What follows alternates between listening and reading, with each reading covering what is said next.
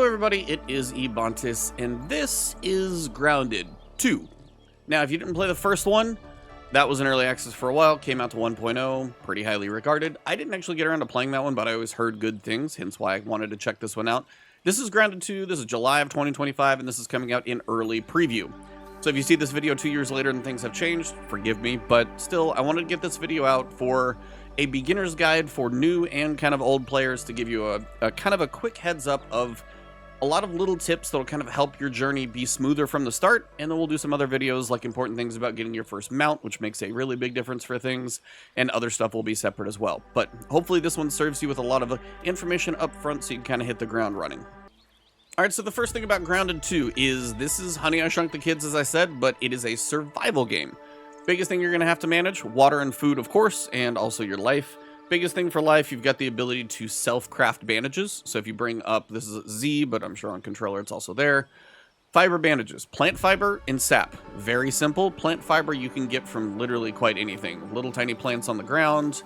If you chop down the stem of a plant, you'll get plant fibers. And then sap, you'll typically find it on roots and tree branches. There's also chunks of sap that you can break apart. And that's how you're going to be able to make your bandages from the go. So if you're just curious about bandages, that's the simple one for health. And then you'll eventually get things like smoothies and stuff later on that are more health and hyper stamina and upgrades more later. But plant fiber and sap. And that's your basic bandage.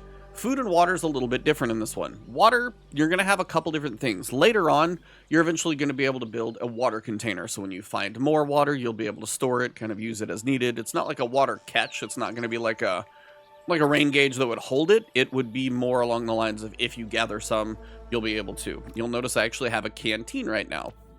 So right now a canteen is going to allow me to pick up water and actually bring it with me where I go. So I've currently got one use of that. But where do you get the water? Well, as you're walking around in the world, the grass blades are massive. Like, these are grass blades. They're huge. Hence, Honey, I Shrunk the Kids. But what you're looking for in the underside of a grass blade, you're looking for a little shiny object. And I can see a few of them over here. And what you'll note is they're always tucked up under. Now, this is early access, so occasionally I've had them glitch and stay attached. But typically all you need to do is kind of like ruffle the piece of grass that it's attached to, and it will just fall to the ground. Now, as long as it is somewhere you can get to it and nothing too crazy, you're going to be able to drink it. This is just a little mite, and you take that out. So that's one. Now, there's a couple more over here. When I get a canteen, which is one of the early things I highly recommend building, or crafting, I'm going to poke this one to wiggle the stick. And then when this thing falls, again, they're rolling away because I'm doing it right on a hill. Not the best place for it, but I can't help that. Come over here, and I can scoop it up. So that way I've got two little dewdrops with me, and I've also got my water meter filled over on the left-hand side. All right, so you've been hydrated. Now let's feed you. Early on, easy sources of food, even before you get a shovel, which is where you can get grubs from. You've got two. Hey, right on cue, man. Way to go, buddy. So these are weevils, little black beetles, pretty easy to take out, and typically from them you're going to get raw weevil meat. The little ants, by the way, as long as their eyes aren't red, you're okay. If their eyes go red, run early on. So you'll need to make a roasting spit. So early on you need to just go to build, and you'll just need to look up the roasting spit, which is a couple pebbles, sprigs, and dry grass chunks. I'll show you guys where those are. And then all you got to do is take the meat and cook it. You don't want to eat raw meat because it will make you sick and actually cause you to lose some health. In a pinch, if you're like dying of hunger out in the middle of nowhere, sure you can. But honestly, just try and be prepared. So you'll take the food, you'll cook it. Once it's cooked, you can either pick it up or you can consume it right off the spit there. And then you'll just have your meat right here, like I've got these, ready to go. So this one right here, if I want to eat this one, I've got it ready. Right off the exoskeleton. Good old commentary. And then once they're cooked, you'll be able to pick this one up. That one's done, and I can bring it with me. So I've got plenty of food. I'm good to go.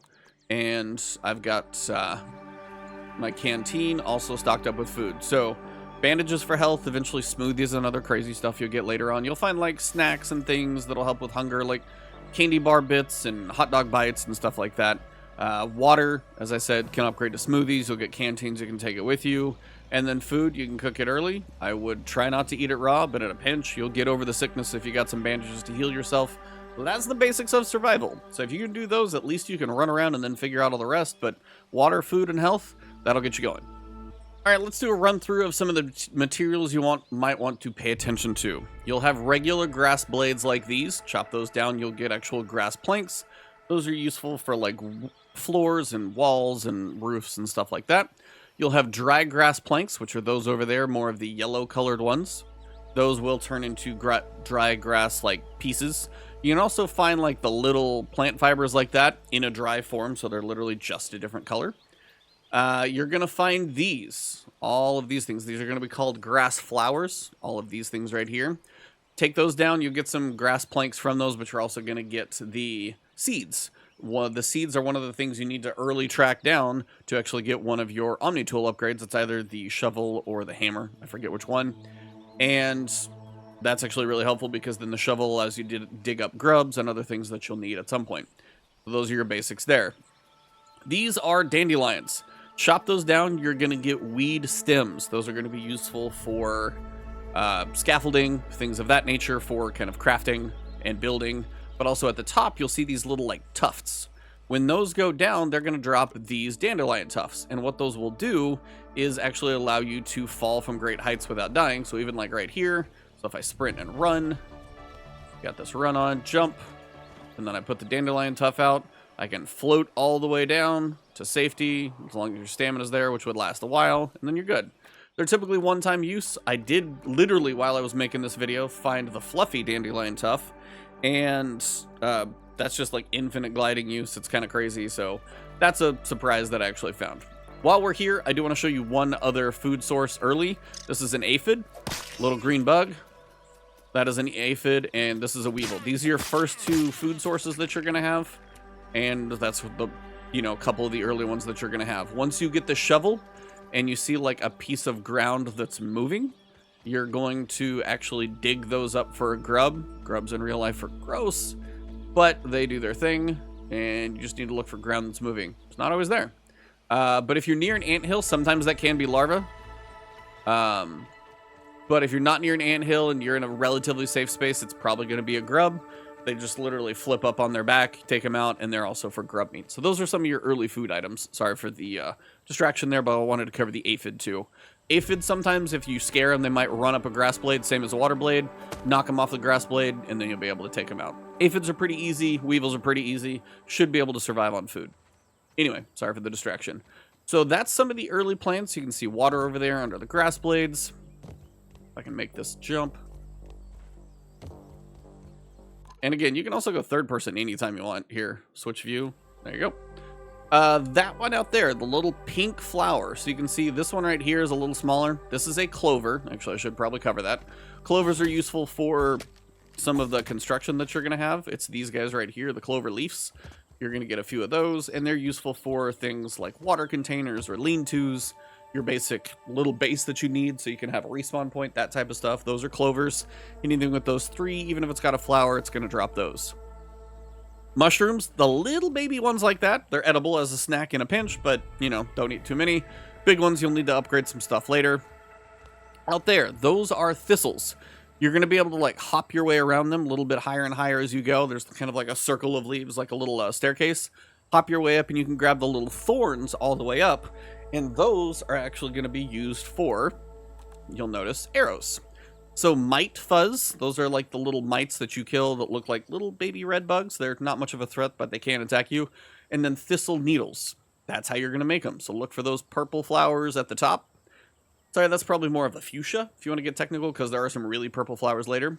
But the thistle needles are all the way up and down. So like that one, those two off in the distance.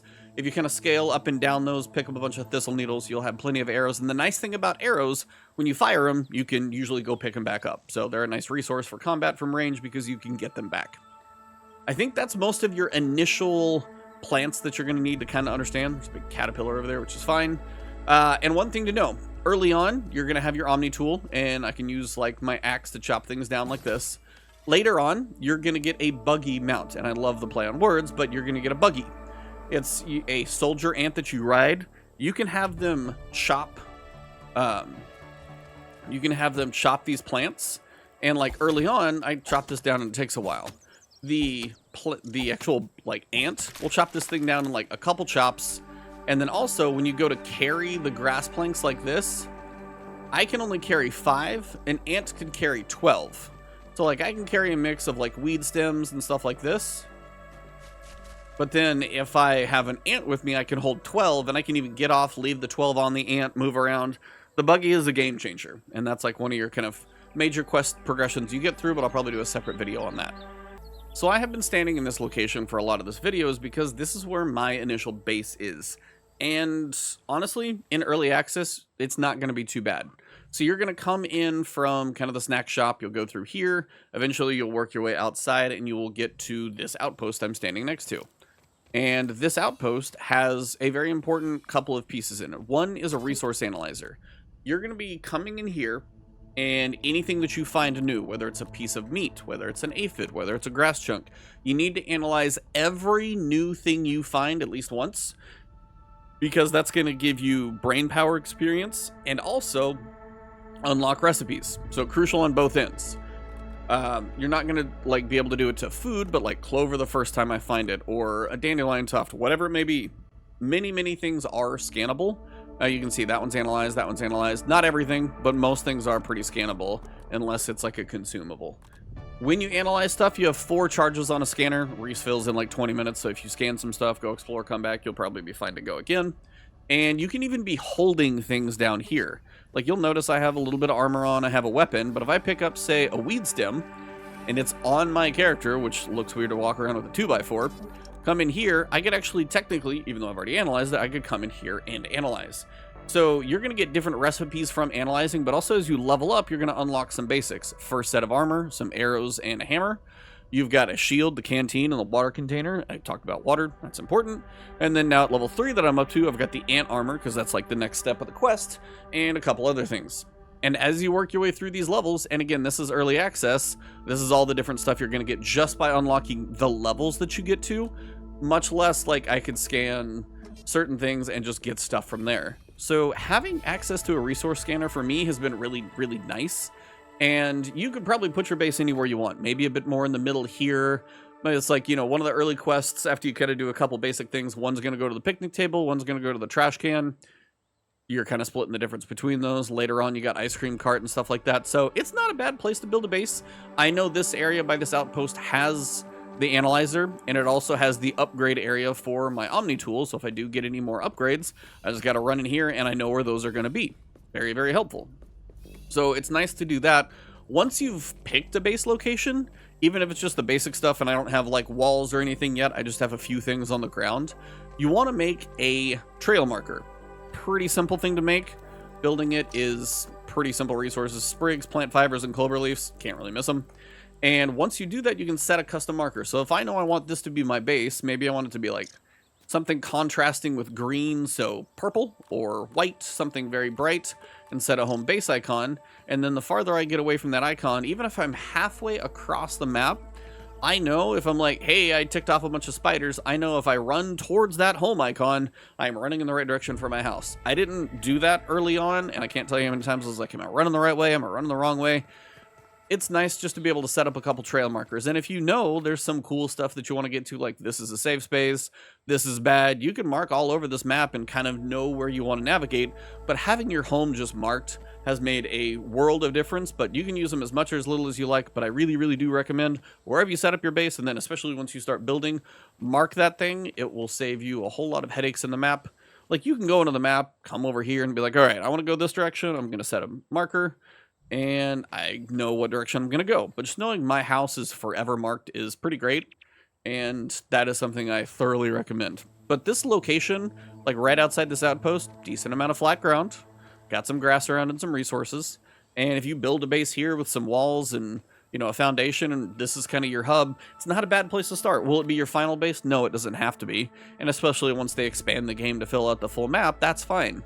But I do think, and honestly, if you're not sure where to put it, you can't really go too wrong with this as a good beginning spot. Then once you get comfortable, do whatever you want. All right, so let's talk about gear, weapon types, armor, and just a little bit of crafting here. Not going to go into full building quite yet. So when it comes to gear, you've actually got some distinctions that you probably need to understand to make sure you know what's going on. So the first thing to note is I'm going to eat a little bit of food. Entomophagy is better at this scale. But when you come into your inventory, if you come over here to this page for data, you can kind of check on what you've gathered about insects. And what you need to do is if you want to figure something out about something, hit X, and then you can actually peep an insect and see kind of what's going on and see weak points, weaknesses, that kind of thing. Snails aren't really going to be a big threat to you. They just have a shell and they'll go hide in it. So no big deal there. But when you go to something, say like a ladybug, it's neutral. It's actually going to tell you if it's mad, neutral, harmless, that kind of thing. You'll see a ladybug. At some point you may need to get ladybug parts for whatever you're crafting. But if you go into that with a spear, you're actually going to be working against yourself because it's resistant to stabbing. It's also resistant to spicy, which is probably anything like fire you can get or anything like that. It is weak to smashing. So hence a big two-handed club or hammer is actually going to be really beneficial. And fresh, haven't seen that one yet, but again, fresh, probably one of those buffs you can get. Also weak points. You can figure out that their legs are the weak part. If you can aim for them, that's going to help you take them out quicker. So if you use a hammer on the legs, you're much more effective than trying to stab them in the back with a spear. So understanding what you're going to be fighting and attacking can help you quite a bit, because if you're going after a scorpion with a slashing knife and you're probably just bouncing off as opposed to using, I'm guessing, a hammer on some armor, or maybe going for a weak point on the eyeballs or something, all of that's going to help your combat be more effective, and especially if you're by yourself solo like I've been doing, that information can be a game changer. So, let's come in here to the crafting station. And by the way, when you go to build your first crafting station, you may not have, say, a plank pallet or a stem pallet yet where you can actually stack all of this stuff. But if you pick them up and then actually go into your build menu, it's going to consider that you actually have one. See, now that I have the grass planks here for the workbench, if I just put these down, even though I'm standing right next to them, it considers that I don't have them because they're not in any of my storage. If I go to, say, craft something over here, and all my storage is just far enough away, I don't have access to anything because all my materials are actually over there. So your storage is going to be proximity based. So if I come back here, now if I've got at least available, I can craft myself something because it's close enough. So keep that in mind if you're like, for one, very far away from your base, you won't have access to all your storage, logically. But also if you're not quite close enough in your base for whatever reason, that may be limiting what you can craft. But also if you don't have like storage for certain things yet, pick them up and it can still count, and then you can drop them where you need and eventually build the storage for that. So that's kind of how you would build this thing. Like sprigs and sap, that's easy to come by. But grass planks, you're like, I don't have the plank pallet yet to be able to put the grass planks in there, because that's something else you could build, which is not hard to do, as you can see. But if you hadn't done that yet and you just wanted to go straight to this, that's just another alternative. Okay, so gear. When it comes to gear, you're going to have your consumables, a little bit of resources like rope, which you can do on your own crafting, but also bug rubber. It's another thing you can get. When it comes to weapons, you're going to have, as I said, different types. So you'll have two-handed. That's pretty self-explanatory. You're not going to be able to use a shield with that. Dual wield, so again, two-handed, but both hands are occupied. Range, so far, I basically just got a bow. Nice thing about arrows, I probably mentioned it earlier, you can pick the arrows back up. Like, I can only craft 10 arrows with 5 thistles. Like, if you go clear a full thistle plant, you're probably going to get like 20 of them. There's a lot on the thing. But if you only craft 10 arrows, you can shoot 3 or 4 arrows or even 5 from range, and you're going to be able to go pick almost all of those up because they're usually all very retrievable. So you don't need a ton of arrows in your inventory, maybe 20 if you were really going into a long battle. But overall, if you're just kind of roaming around, you're not going to carry like 50 arrows with you, most likely, because you'll be able to pick them up after every enemy you fight. But yeah, you've got the two-handed, the one-handed, and then you've got your one-handed with shield, where you're going to be using a shield for defense. And this is even something like Weevil meat. You actually need the meat to be able to make this thing. And there's also like hot crafting. So if I'm in the crafting menu, if I want to craft the Weevil shield, it's going to say I need these things. But you'll notice the little icon here shows that I actually probably have those materials somewhere. So I can craft that one ingredient that I need, and now that one's available. As for the Weevil meat, I'd have to go find some Weevils. The other thing to know about weapons is their damage type.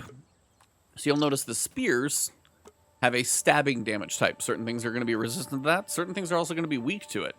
And you've got slashing, again, for your sabers and swords. And then you're also going to have your smashing damage. Even the ranged bow, that's going to be stabbing.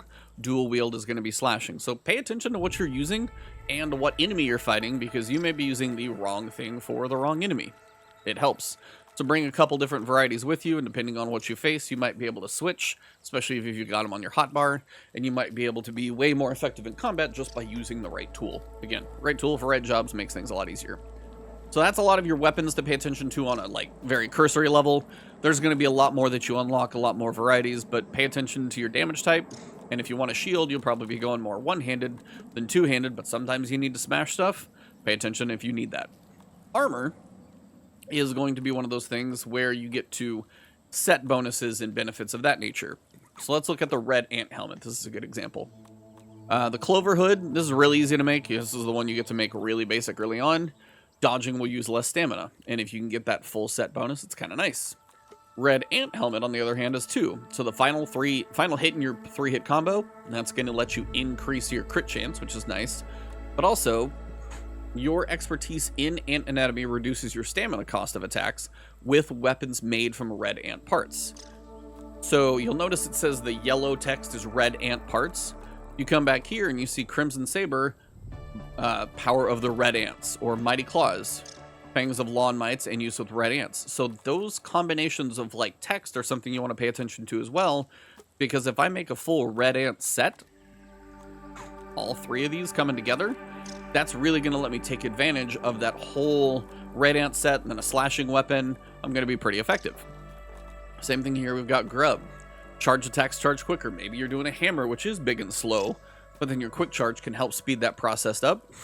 Also, ranger armor, damage to weak points. If you know where the weak points, like on a snail, it's the eyes. So putting together these set bonuses, you'll notice a lot of the defense on these are pretty weak. The resistance is not too much, but there's also some where you're going to notice you've got a gas mask.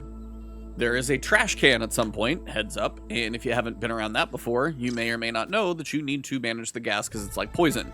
Took me a little while to figure this one out. But this one prevents all damage from gas-based effects. It's kind of like a poison effect, and it will kill you pretty quickly. Throw this on there, and you'll have plenty of time to explore the trash can, do what you need to do, and you'll never have to worry about it.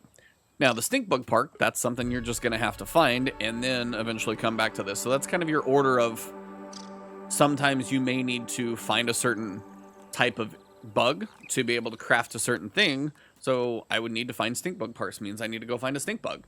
And I won't be able to go to the trash can until I've done this. So you'll have to do some wandering around to find stuff. Same thing with the mighty muffs here. You'll notice this is chill reduction. There might be a big cooler that's a bit frosty on the inside, and if you go inside, it's going to be too cold. So all these little pieces can add up to make you way more effective in combat, even early on. And then just don't forget about your trinkets. I found my random one for the Dandelion tufts, but your charge shot damage for the nifty needle. Fully charged bow shots deal more damage. Eventually you'll get to a point where this can be a really helpful, nice way to initiate an attack. Final hit in your 3-hit combo does more damage, and then if you pair that with the rogue armor where you have a bigger crit chance, now we're cooking with some damage, and this is really early game stuff too. So it's only going to get deeper, more complicated, but also more complementary between your set bonuses and things like that. There's a lot to this game, and by the time 1.0 comes out in probably a year or 2 more, it's going to be an amazing game. But even to get started, they have a really, really great foundation for builds and stuff like that. So pay attention to the gear, pay attention to what you're fighting, and pay attention to all the different factors that go together, and you can be way more effective if you just put the right stuff on. All right, let's talk about combat. I've got an ant down here. I've got a pretty weak setup going on, but we'll see what we can do. Biggest thing about combat, if you are by yourself, learning to block and parry and kind of knowing the difference is going to be important. You're not always going to perfect parry. That's the thing to pay attention to. Sometimes they will fight each other. So if you see a spider or a scorpion going after one another, let them duke it out, and they're going to actually weaken each other, which is a really good thing. But a soldier ant here is going to be something you might be able to sneak up on. No, that's the employee Ms. Beaumont was looking for. Then if you can get a big charge. Any personal belongings. So you can do like a charge up attack with a full charge here, wait for this thing to glow. And you can actually get a good chunk on him. And you're looking to try and block or parry. And if you can get a good stun on him, it's good. If you got to run and retreat and get a bandage cooking, definitely not a bad idea. So he's got his guard up right now, you can kind of tell. But try and keep your stamina. That's the parry. It's that little shockwave that you're going to get. There's another one. So it's doable. It's just going to take you some time, and I died once or twice trying to figure this out. So get your block up is still better than nothing, and if you can get a good block or maybe a few big charge up attacks in, you can get a nice stun on them, and that's going to help you get, kind of be able to punch above your weight. And I basically mean, like, there are moments where in this game that you've got to, if you're a solo player, kind of, like, it's meant to be played with friends. So if you're going to go solo, combat is one of those things you're really going to have to master. There's also a good time to bring a shovel with you in here so I can open this, and I can take some items in here, and I can rummage through him and get the materials off of him. And even these things are actually these little slime mold stalks. These are good to pick up for this. The clay, you can actually dig in this tunnel. This is one of the early places you go. That's why I do recommend upgrading both the shovel and the hammer before you kind of come into some of these places. It's nice to be able to get a few of these early materials. Not required, but it's just nice too. I don't know much of the story going on, so this is probably all out of context for you guys as well. But yeah, that's the gist of combat. Eventually, you'll be able to get a shield that you'll be able to craft, so you use that as more of a blocking thing. That'll take more of the hits than just the weapon. That'll give you some better parries, and you've actually even got certain things that you can craft that are going to be closer to just like actual set bonuses. Like I've got the Clover set on right now. I've got Lucky Break. Dodges use less stamina, so if you dodge, you've got the dodge ability here that I can do, and I wasn't even doing too many dodges, but all of that kind of comes together. You've got a legit little action combat system here, and if you sleep on it, you're going to kind of be missing out on some cool combat, but it's also just very unique because you're fighting these, you know, human-sized bugs because it's Honey, I Shrunk the Kids. So combat itself is going to take a little teamwork if you've got it. That's probably going to be the best way to go. But other than that, it's also going to be one of those things that's going to take a little practice if you're by yourself, because some of the enemies, like the orb weavers and stuff, they're going to hurt until you get used to the blocking, till you get some better gear, and just kind of take it one step at a time. That's also why if you're going into a new spot and you can come over here and you can grab a sprig and whatever else you need, maybe like clover, you can build the lean-to. Like I needed clover leaf, I need 3 of those, so I would just need to go find clover. Literally knock it, like sprig and some clover. Do this and you can build a lean-to, so if you do go in that cave and you die the first time, it's not a big deal, because guess what? You've got a lean-to over here and then you're good to go. So use that as you're learning combat, getting used to things. That's going to help you kind of have a quicker respawn, jump back in, and you'll be back in the action much quicker. Alright, so the thing to know about Hot Deposit, what that's going to do is, I've got all these little buckets. They've got a mix of everything in here. And the way Hot Deposit works is if you've deposited something like it in there before, it's going to try and refill that. So if I have, say, this one and I build another one here, and I go ahead and craft this guy, and maybe I put, say, can I split these? Split. Can I just split? Alright, say I deposit 5 of these. Accept. And then I've probably got some in a couple other places for room. The nice thing is if I've got this weird mix of stuff, I've got a couple of seeds here, some pebbles, some sprigs, some clovers, all of that stuff. If you go to Hot Deposit and you deposit everything, you're going to see all of that stuff get deposited, and it goes across all of the close by storage. You can even check in the game settings to kind of explain that. So Hot Deposit to all chests is default to on. When this is active, Hot Deposit will work on all nearby chests rather than only the one in front of you. Lets you automatically add items from your inventory to a chest if it already contains one or more of the same item. So if you've been depositing stuff and stocking it up, you're going to be in a much easier place to go for a quick Hot Deposit. Now notice I didn't have any clover anywhere because I was actually out. So that one actually I had to manually go in and open and deposit it over. You don't have to drag it. You can deposit the whole stack. At some point, hopefully, maybe they tag and you can deposit to whatever. But that's the idea. You can turn off nearby Hot Deposit if you want it, but honestly, just leave that on. If you're putting stuff in storage, more often than not, it's going to be there. I probably wouldn't put any tufts in storage. That way you don't run out of the ability to float down. Hey, everybody. I feel like that is a good place to start. Before we get into base building, before we get into anything really too high level, this should get you off the ground, get you a couple facilities, an area to start building your base, surviving combat, starting to get your upgrades going. And again, don't forget, you've got your big checklist in here under quests, gives you things to do, and that's how you're going to continue to get your science unlocks as well as you work through the main story quest. Keep working through that, build a hatchery, and then that's going to take you to where you can get your first mount. getting the mount in this is a game changer. As soon as you get your buggy mount, which is like this soldier ant, you can chop down like the plants. You can carry 12 things at a time. You can move a lot faster. So much more is possible when you get to that next level. But I wanted to do enough to get you there. And then if you guys want to see separate videos maybe about how to get the buggy mount and some other things, let me know in the comments below what you guys want to see from me next on this one, because I am enjoying this one. Got some stuff coming up in August too, but I do enjoy this right now. So if you guys want to see anything specific from me, throw that in the comments. If you guys enjoy it, drop a like below, subscribe to the channel, because you guys know I do mini games coverage, tips, guides, videos, news, all that fun stuff. And if you want to find me, Twitch, Twitter, YouTube, Blue Sky, Patreon, memberships, all that fun stuff's always appreciated. But thanks for watching. If you found it helpful, share it with a friend if they need it. And thank you. Hope to see you in the next video.